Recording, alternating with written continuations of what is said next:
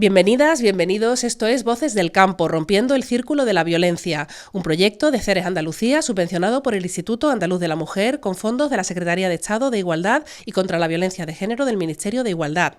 Voces del Campo persigue visibilizar la violencia de género, profundizar en cómo afecta a las mujeres rurales y destacar el papel de las asociaciones como espacio seguro y red de apoyo para detectar, erradicar y prevenir la violencia de género. Hoy estamos en Málaga, una provincia donde la agricultura y la ganadería presentan formas muy diversas, de la dehesa al invernadero, del secano a los subtropicales, y con el sector caprino como protagonista ganadero. Me acompañan tres mujeres que enseguida voy a presentar. Alba Montiel Martín, ganadera de Casa Bermeja, muy buenas. Muy buenas.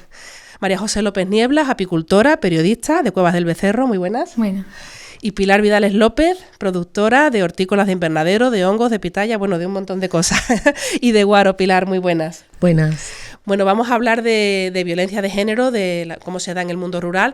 Y lo primero que me gustaría que comentásemos es precisamente, bueno, pues cómo veis vosotras que la violencia de género se manifiesta en los pueblos, si hay ciertas condiciones que de alguna manera favorecen que se dé más, que se vea menos. Bueno, ¿cómo veis vosotras la violencia de género en el mundo rural?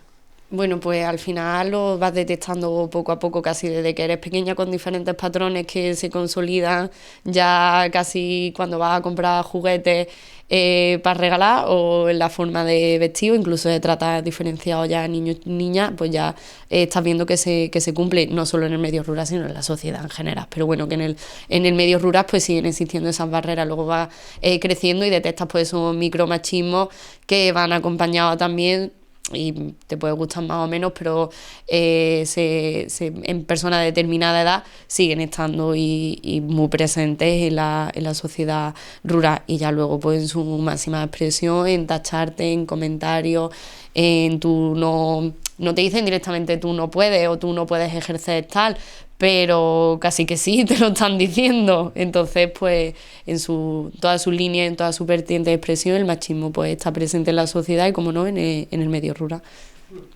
Sí, es una sociedad, bueno, y sobre todo en los pueblos quizás más pequeñitos, ¿no? Bueno, pues esa cosa de que todo el mundo se conozca, pues de alguna forma, para lo bueno es muy bueno, pero para lo malo, digamos, entre comillas, pues también ese de el que dirán, esa presión, pues como que pesan más, ¿no? ¿Cómo lo veis vosotras? También en los pueblos yo creo que está mucho más marcado, porque al final, por los prejuicios o por el miedo, hay mucha diferenciación. En los pueblos vemos mucho cómo hay muchísimas cosas que hacen las mujeres y muchísimas cosas que hacen los hombres, desde bares en los que solo entran hombres hasta actividades a las que solo van las mujeres. Entonces yo creo que ahí la brecha está muy, muy señalada. Uh-huh. ¿Cómo lo ves, Pilar?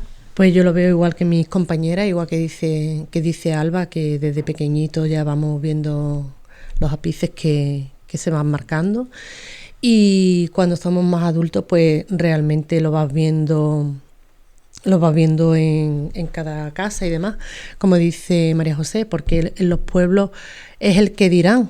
Como nos conocemos todos, pues el que dirán, fulana está enervada o está fumando, como que se ve mal. Es una cosa que todo el mundo lo hace, pero claro, las mujeres como que queda un poquito más feo.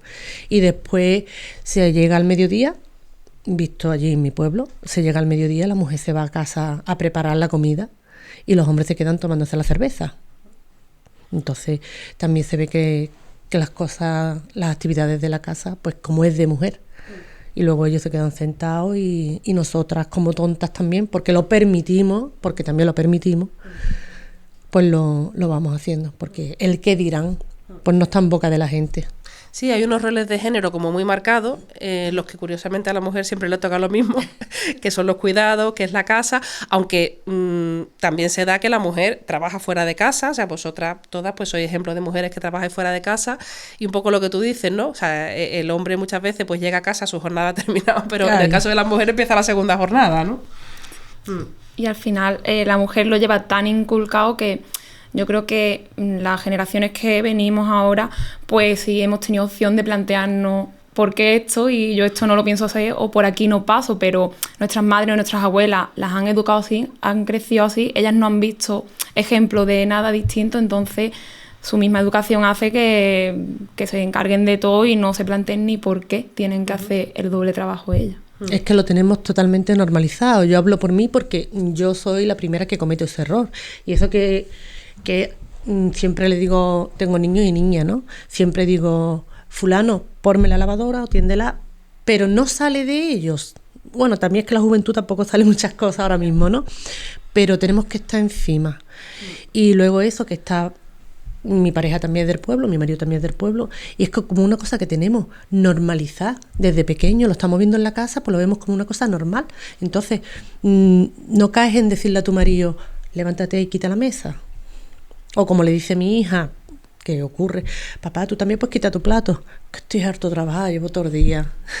Claro. ¿Y yo? Claro. Sí, es que hay formas de violencia de género, bueno, que son muy evidentes, porque claro, cuando hay un maltrato físico, eso es como muy evidente, pero hay muchas formas de violencia de género simbólicas, psicológicas, sutiles, que como decís, pues están absolutamente normalizadas, ¿no?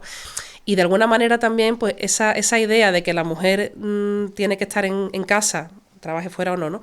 Pero de alguna forma el asignarle esas tareas también hace que cuando trabaja fuera, pues muchas veces sean trabajos, pues a lo mejor peor remunerados, a lo mejor menos cualificados. Si alguien tiene que dejar de trabajar cuando hay hijos o mayores, curiosamente o no tan curiosamente, siempre es la mujer, ¿no? Con todo lo que eso implica, ¿no? Sí, sí. Hacerse cargo de los cuidados y de la carga mental de los cuidados del hogar, y porque de eso tampoco se habla tanto, que a pesar de que tú ayudes en casa, que no es ayudar, pero bueno, es la carga mental de te tengo que decir que tienes que ir a comprar, a recoger, de esa carga mental que al final también supone un perjuicio psicológico en la mujer.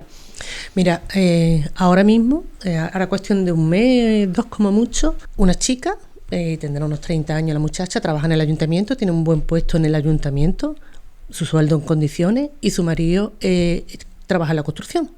¿Vale? Tiene su niña entra a la guardería. ¿Qué pasa? Que ya el tema de horarios y demás, para tema guardería, les cuesta. Entonces la familia también la tienen fuera del pueblo y dependen de ellos solos. ¿Quién ha dejado de trabajar? Teniendo el trabajo mejor en sueldo y en trabajo. Pues ha tenido que dejar de trabajar la muchacha, la madre.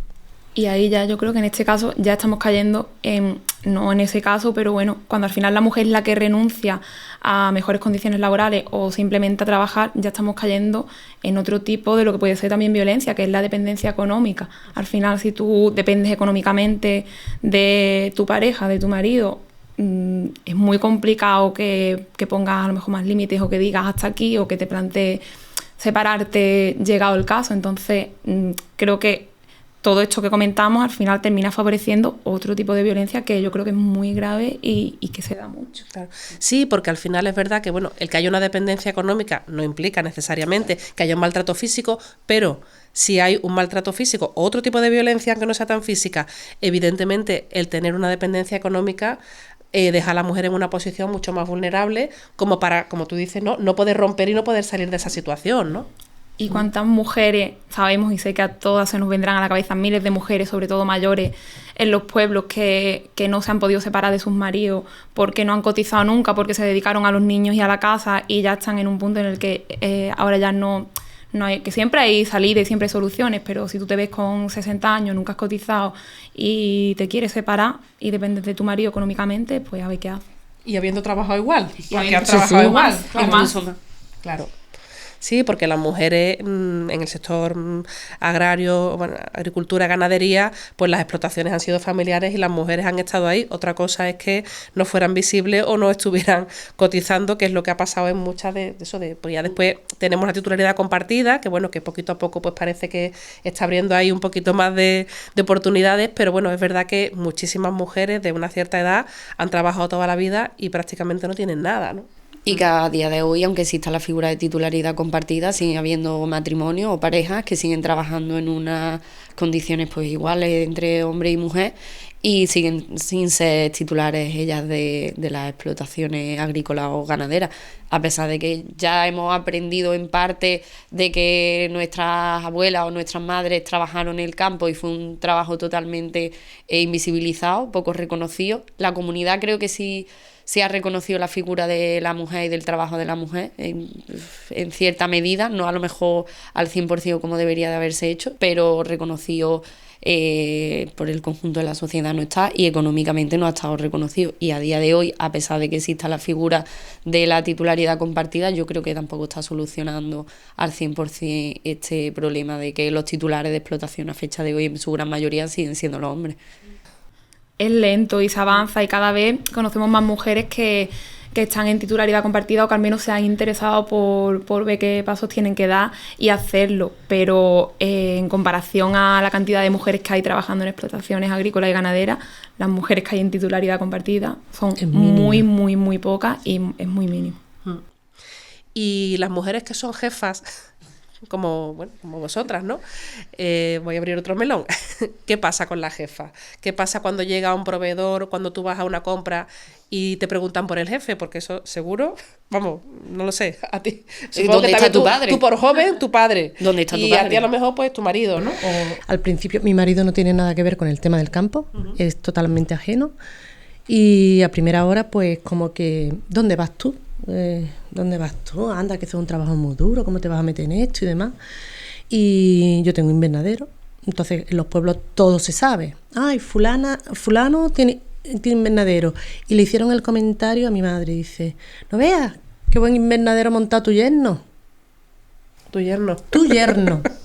Ya. Y mi madre, no, es de mi hija. Sí, claro, eso que tu hija será las tierras porque es del abuelo, pero el invernadero será de tu yerno. Y dice, pues mi yerno está trabajando en otra cosa, él no tiene nada que ver con el tema del campo. Lo hace muy bien a distancia, ¿no? Sí. Bueno, ya el hombre está concienciado, y ya pregunta por mí, ya le pregunta a mi madre por mí. Pero sí, y a la hora de eso siempre. Y ahora se ha incorporado mi hijo en la explotación. Pero es que tenemos un cliente que prácticamente trata con mi hijo. A mí ya como que me ha dejado a la sombra. Ese cliente lo hice yo en su momento. Hemos estado siempre tratando y negociando, y las reuniones y pito y flauta, y cada vez demanda como que quiere juventud y que él trata con la juventud y demás. Y yo ya, también por cansancio, por lo que dice Alba, que es que no es solo tu trabajo, es que esto, lo otro, la carga agregamos, mental, claro, totalmente. Pues ya lo he delegado en él para que vaya teniendo más cosas, porque él se vaya desenvolviendo en este mundo, para que él vaya cogiendo experiencia. Si fuera tu hija habrías hecho exactamente lo mismo. Claro, es una forma también de... Claro, lo hubiera delegado en ella. Pero la curiosidad es esa, que digo yo, bueno, y ha tenido problemas él con tomate, y nosotros llevamos mucho tiempo cultivando tomate. Digo, es que en ningún momento ha pensado que yo he cultivado siempre tomate, en pedirme ayuda o no ayuda o consejo, decirme, claro. Pili, pues mira esto, que es que he tenido que arrancar 200 matas, pero no sé el porqué, de dónde proviene. Pues no se le ha ocurrido.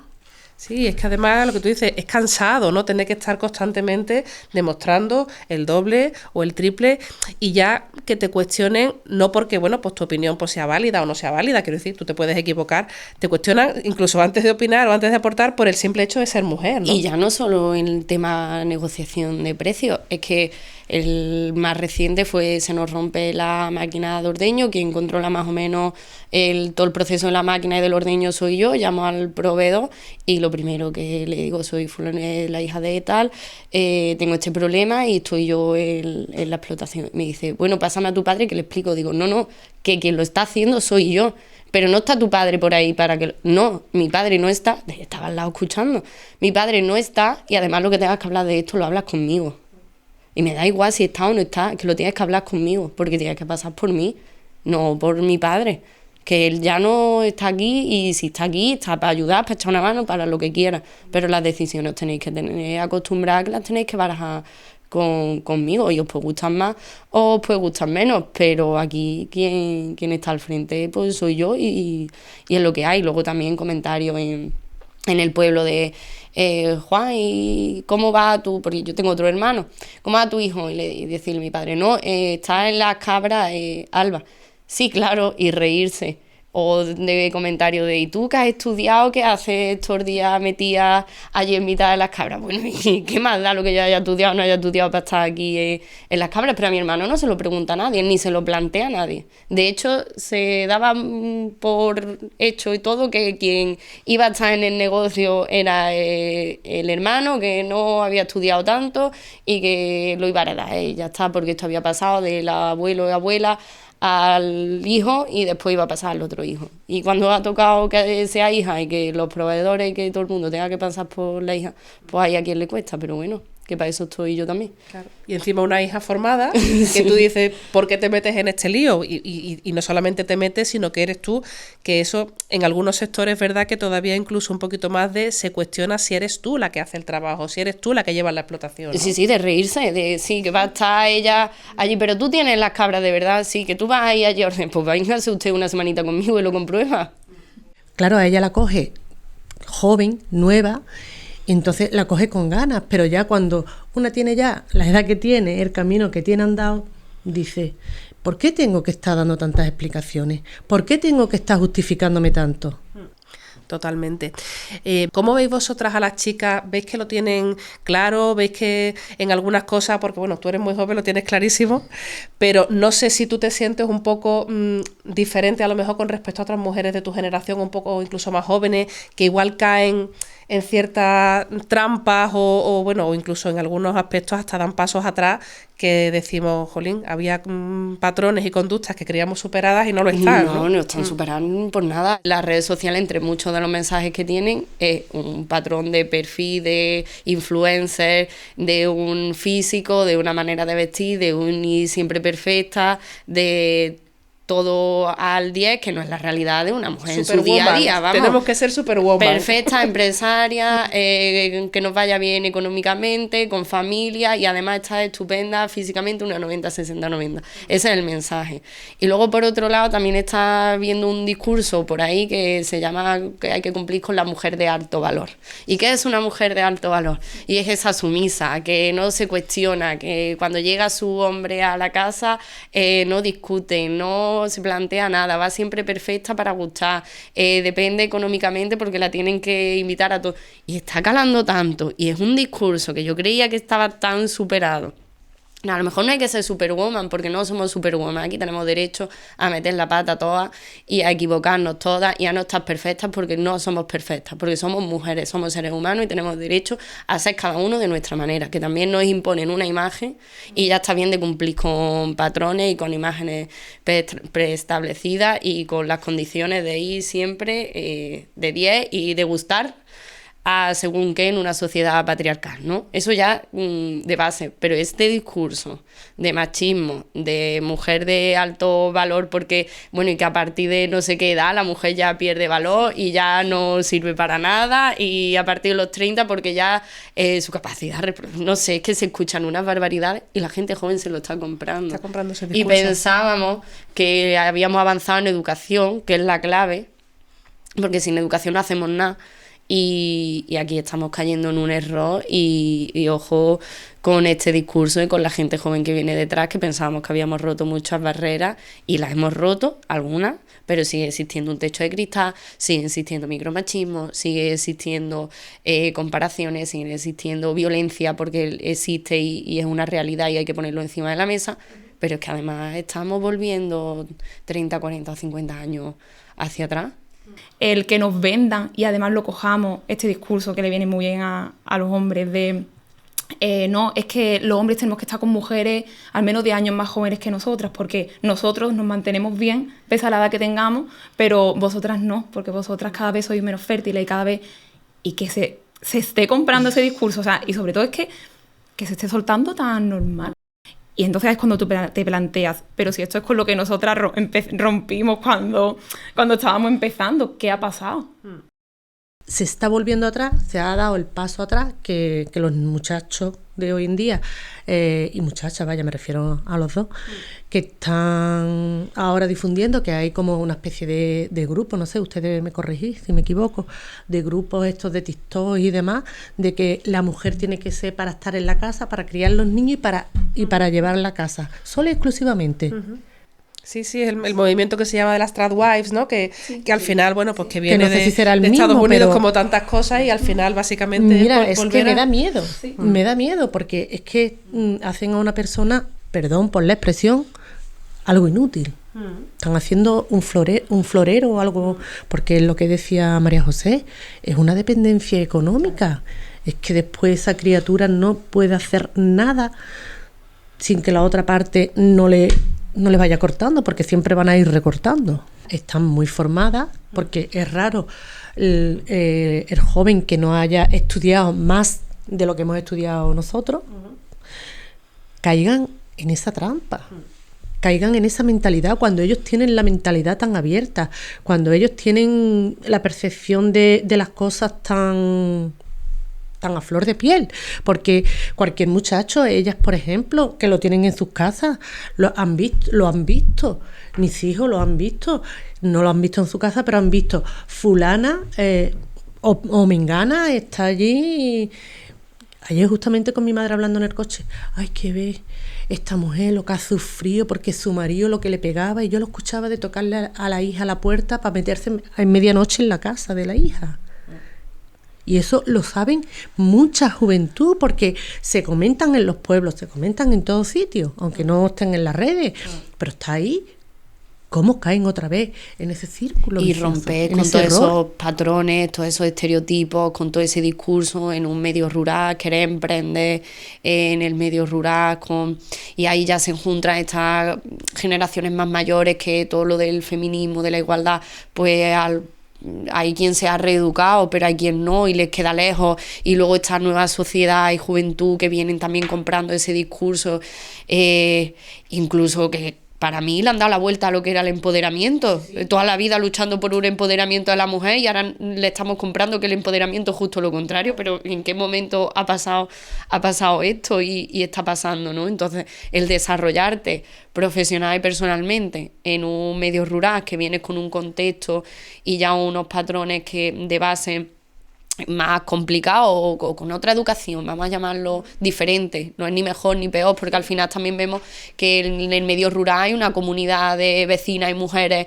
que no hay en la ciudad, y que en los pueblos se sigue manteniendo, y es un algo a favor, pero aún así siguen habiendo otros patrones, y que tú te vas a tener que desarrollar en pleno siglo XXI como mujer en un municipio pequeño, y encima la juventud viene comprando todo este discurso, y ahora tú quieres tener una granja de gallinas, de cabra, de lo que sea, una agricultura, ser titular de explotación y ponte a capotear siendo mujer, y querer desarrollar tu negocio y tu vida personal en un municipio. Sí, yo creo que un poco la clave es lo que de alguna forma estamos también diciendo, ¿no? Que en el medio rural también hace falta recursos, infraestructura, bueno, información, que no sé si también sentís que eso todavía nos falta, que no están a lo mejor, hablando de violencia de género en concreto, se podría hablar de más cosas, ¿no? Si eso realmente existe, es accesible, llega, no llega, ¿cómo lo veis? En el medio rural es muy complicado. Cuando tú sufres algún tipo de violencia de género, en este caso de acoso, de lo que sea en el medio rural, tomar decisiones y buscar ayuda es muy complicado. Sobre todo, ya no porque faltan recursos, que también faltan muchos recursos, sino porque frenar determinadas situaciones o ponerte y denunciar a una persona de tu mismo municipio que vive 3 casas más abajo, de la que conoces a su familia, es muy duro y es muy complicado. Y creo que te lo plantea 2, no, 4 veces antes de hacerlo, porque tú vas adelante no solo con denunciar a esta persona con la que has tenido este problema, sino ahí ya va una familia a la que conoces, va unos padres a los que conoces, unos vecinos, unos hermanos. Entonces yo creo que en el medio rural se hace muy duro, muy complicado, y no tenemos los medios. Y de alguna manera, pues el que existan asociaciones de mujeres, como es el caso de CERE, pues muchas veces te da esa posibilidad de contactar, de hablar, de compartir, de a lo mejor identificar. O sea, ya a la denuncia se llegará, pero lo primero es como identificar y reconocerte como víctima de violencia de género, ¿no? Que habrá algunas que a lo mejor de esa conversación digan, uy, pues que eso me ha pasado a mí y no era consciente. Un gran porcentaje de mujeres que sufren violencia de género no no es consciente de que la está sufriendo, lo tiene tan interiorizado que le cuesta mucho identificar que lo que le está pasando es violencia de género. Y al final una asociación y tejer ese apoyo y esa comunidad entre nosotras de no solo, como hemos dicho, de denunciar y demás, sino de sentir el apoyo, de identificar patrones, sentirse con la suficiente comodidad como para poder expresarse con naturalidad, porque aquí al final creo que todas las que participamos dentro de la organización somos unas más y estamos aquí para ayudarnos, para identificar y sobre todo para entre nosotras tejer una comunidad segura. Todas congeniamos con nuestros perfiles, lo que hace también que esa mujer sea más fuerte. Estamos todas hablando, hacemos nuestra jornada y es lo que se dice aquí. Lo que hacemos aquí se queda aquí, lo que hablamos aquí se queda aquí, te da esa fortaleza, te da ese empuje y te da ese chute de autoestima que tú dices, vamos para adelante, que tengo todas estas personas que me apoyan.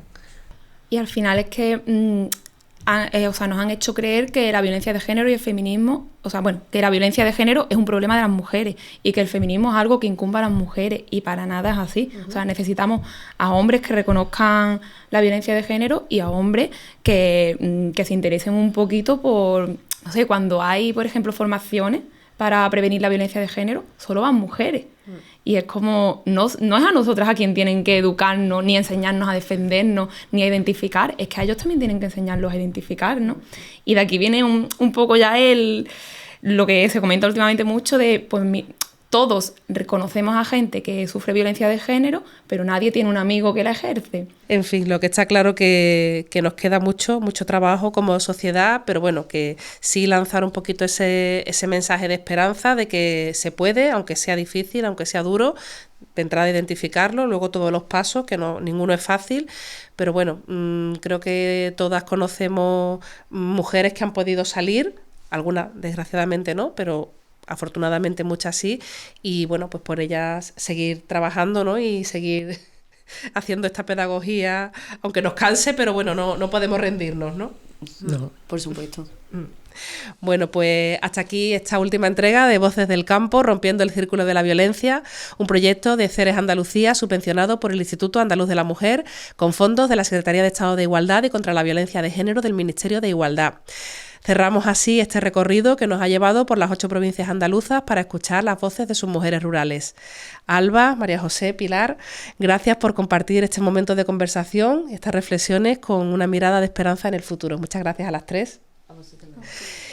Y gracias a María José, a Conce, a Reme y a Remedios de Huelva, a Mari Carmen, Marisol, Juana, Consuelo y Carmen de Córdoba, a Isabel, Noelia y Laura de Cádiz, a Remedios, Elena y Vicenta de Sevilla, a Laura, Eva, Lola y Sofía de Granada, a Isabel, a María, a Rosa, Tere, Isabel y Dori de Almería, a Remedios, Santi y Ana de Jaén, y a vosotras, Alba, María José, Pilar, también a Inmaculada, a la presidenta de Ceres Andalucía, porque la violencia de género a veces es difícil de detectar, porque está instalada en lo cotidiano, en las costumbres, en el día a día, porque no deja huellas evidentes, aunque sí deje marcas profundas en las mujeres que la sufren. Pero frente a la violencia, frente a todas las violencias, las visibles y las invisibles, están las voces de las mujeres que dicen basta, porque juntas rompemos el silencio, formando una red que nos une, nos protege y nos hace más fuertes. Vuestras voces han sido el camino. Ojalá para muchas mujeres seáis camino y luz, refugio y vida. Gracias.